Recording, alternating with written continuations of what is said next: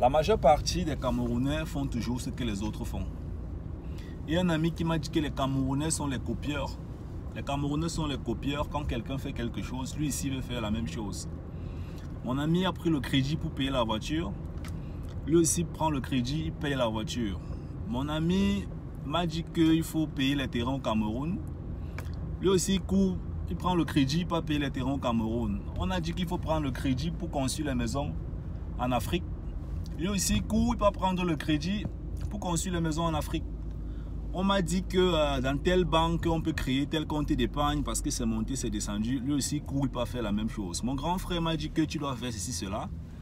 Lui aussi court, il peut faire la même chose. Alors dans cette vidéo, je vais t'expliquer exactement pourquoi tu ne dois pas courir après l'information, après l'opinion des autres sans toi-même avoir fait ta propre réflexion. Salut et bienvenue dans cette vidéo. Ici c'est le Fogus. Alors ce que tu dois comprendre en fait, c'est que quand tu fais ce qu'un Camerounais t'a dit, ce qu'un soi-disant grand frère t'a dit, tu dois d'abord te poser la question de savoir quels sont les résultats que lui-même il a eu dans sa propre vie. La grande partie en fait des gens dans la société, ce sont des copieurs. Alors je n'ai rien contre le fait de copier. Tu peux bien être un copieur. Les Chinois ont copié, ou alors Samsung a copié le iPhone. Ils ont réussi à faire le chiffre d'affaires. Ils ont réussi à se positionner dans le marché. Aujourd'hui, il y a beaucoup de personnes qui consomment le téléphone Samsung. C'est un très grand téléphone, très grande renommée. Mais Samsung a copié pour pouvoir produire quelque chose dans l'économie. Alors quand tu copies ce qu'un Camerounais t'a dit, ce qu'un Africain t'a dit, sans pour autant avoir analysé sa propre vie en profondeur, alors là, tu ne sais pas si tu es en train de copier un résultat positif ou si tu es en train de copier un résultat négatif. Alors, il y a deux façons de copier. Soit on copie quelque chose qui permet de se développer consciemment, soit on copie quelque chose qui permet de ne pas se développer inconsciemment. Ça veut dire en fait que celui qui te donne l'information, lui-même, il a reçu l'information de quelqu'un qui n'a pas fouillé l'efficacité ou alors la vérité de cette information ou alors la productivité de cette information. Ça veut dire, un grand frère va te donner l'information. En Allemagne, tu dois aller ouvrir un compte à la Sparkasse, ou bien en Europe, tu dois ouvrir un compte comme ça pour épargner de l'argent. Alors, si ce grand frère-là connaît par exemple ce que l'investissement, la bourse font, comment l'investissement, la bourse fonctionne et quels sont justement les intérêts que tu peux avoir si tu investis à la bourse, je ne pense pas qu'il va te conseiller d'aller ouvrir un compte dans un compte d'épargne bizarre.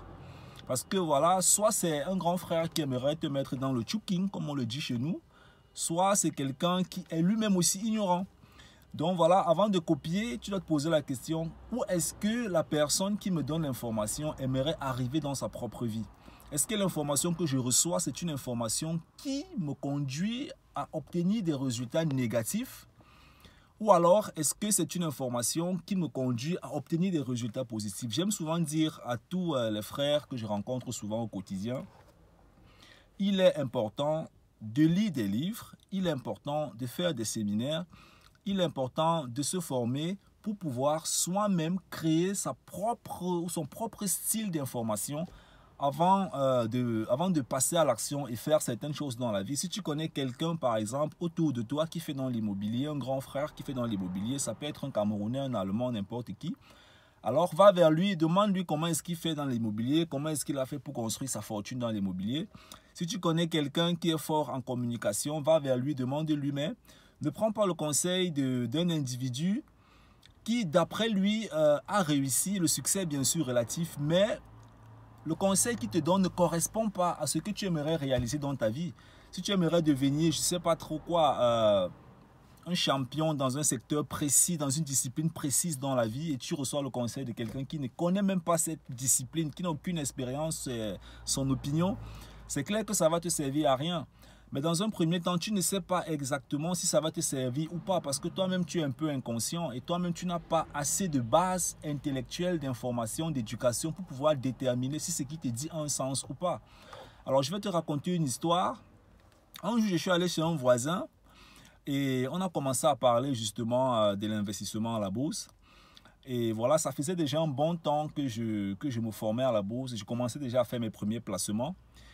Et quand on a justement parlé de l'investissement à la bourse, il m'a demandé est-ce que je suis capable d'acheter, c'était l'action de l'entreprise Amazon. Il y avait l'action de l'entreprise Amazon, il y avait l'action de l'entreprise BMW.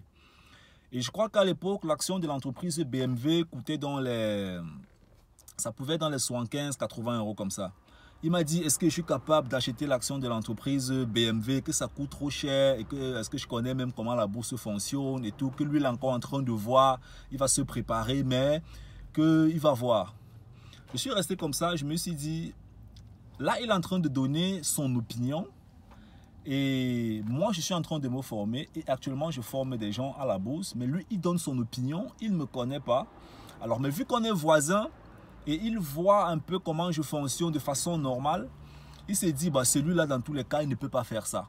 Alors là, c'est qu'il s'est déjà fait une idée, il s'est fait une idée de moi, sans bien sûr pouvoir me demander quel est mon point de vue, qu'est-ce que j'en pense, est-ce qu'on peut changer vraiment techniquement sur le sujet pendant une bonne période.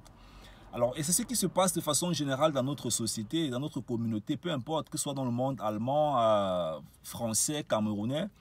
On a des individus comme ça qui ont déjà fait leur propre opinion en ce qui concerne la vie des uns et des autres, alors qu'il est lui-même en train de vouloir se développer dans un secteur précis, mais simplement parce qu'il n'a pas, cette habitude à demander simplement comment est-ce que ça fonctionne, est-ce que tu as une expérience, est-ce qu'on peut changer de façon simple. C'est comme ça qu'il va rater simplement des informations, c'est comme ça qu'il va rater des possibilités de pouvoir profiter à un jeu qui va lui permettre à lui-même aussi de se développer dans la propre vie.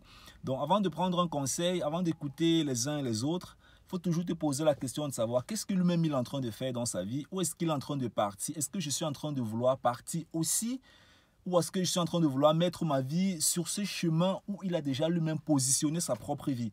C'est la raison pour laquelle on assiste dans notre communauté à une sorte d'effet de masse généralisé.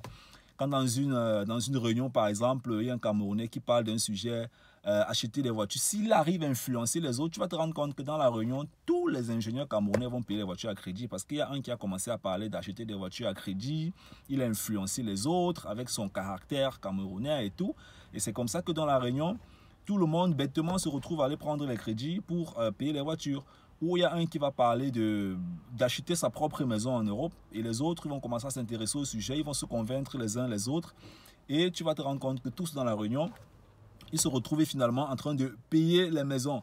Bon, c'est vrai qu'aussi il y a les décisions des uns et des autres personnelles en ce qui concerne ce sujet, mais je me suis rendu compte personnellement que c'est une sorte d'effet de masse, une sorte d'influence sociale qui se vit en fait. Ça veut dire que vu que tel a fait ceci, cela, alors je copie. Parce que voilà, on n'est pas prêt à aller vers l'information, on n'est pas prêt à aller vers la source, on n'est pas prêt à comprendre réellement comment est-ce que la chose fonctionne, on n'est pas prêt à se former, on n'est pas humble bien sûr à demander à celui-là qui est déjà dans le secteur des conseils précis, des conseils techniques qui vont te permettre à toi-même de te développer. Alors je suis arrivé à la fin de cette vidéo. Si dorénavant tu t'intéresses à l'investissement en Allemagne, si tu t'intéresses aussi à l'investissement à la bourse, alors abonne-toi à ma chaîne YouTube, tu es le bienvenu et n'oublie pas, partage bien sûr la vidéo. Laisse-moi bien sûr des commentaires dans la barre de description. Qu'est-ce que tu en penses? Est-ce que ce point de vue il a un sens ou est-ce que ce point de vue n'a pas de sens? On se voit dans les prochaines vidéos. C'était Lofogus. Bye bye.